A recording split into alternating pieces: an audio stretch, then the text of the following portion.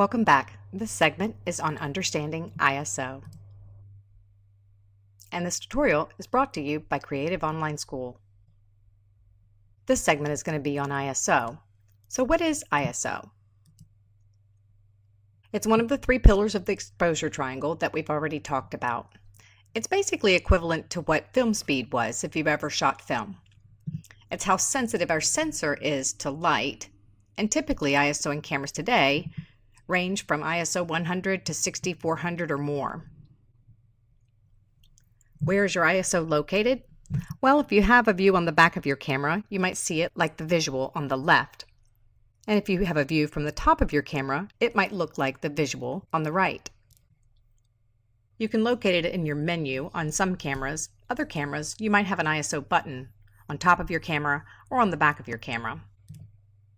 Here's a basic guide for how to set your ISO. It says set your ISO to 100 for daylight, 200 for shade, 400 indoors, all the way up to 1600 or more for sports at night.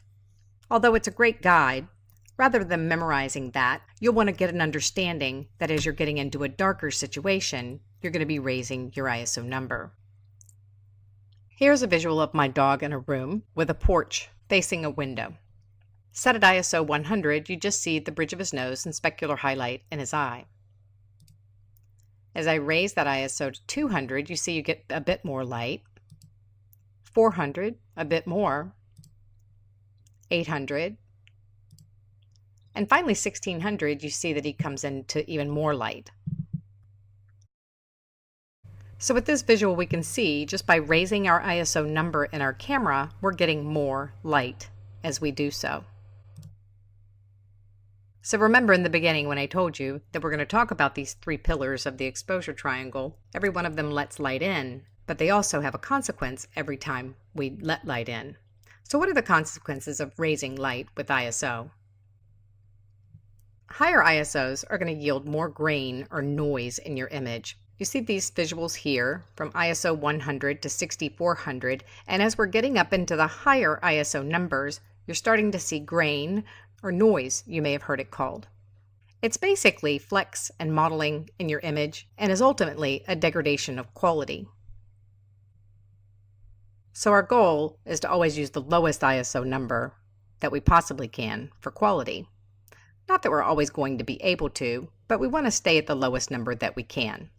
If you ever shot film, you may remember that ISO 400 speed film was quite popular because it gave us light without giving us the consequence of too much grain.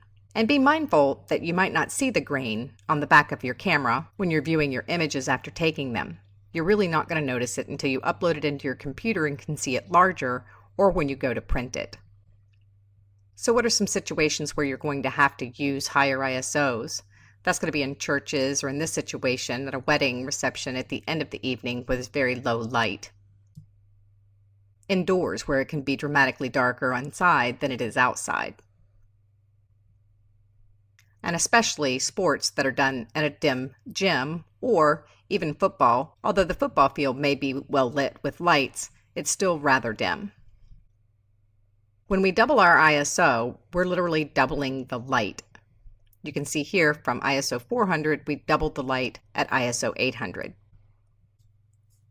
Newer cameras or professional full-frame cameras that have a larger range of apertures will handle higher ISOs better. Typically, your most important investment is with your lenses. But in the case of ISO, if you have an older camera that has a range of ISO 100 to ISO 1600, ISO 1600 is going to have a lot more grain than a newer camera that has an ISO range of 100 to 6400. As technology advances, so does the noise reduction software used. So it is definitely something to consider. To review ISO, higher ISOs get more light into our camera, and the consequence is going to be grain or noise, basically a degradation of quality.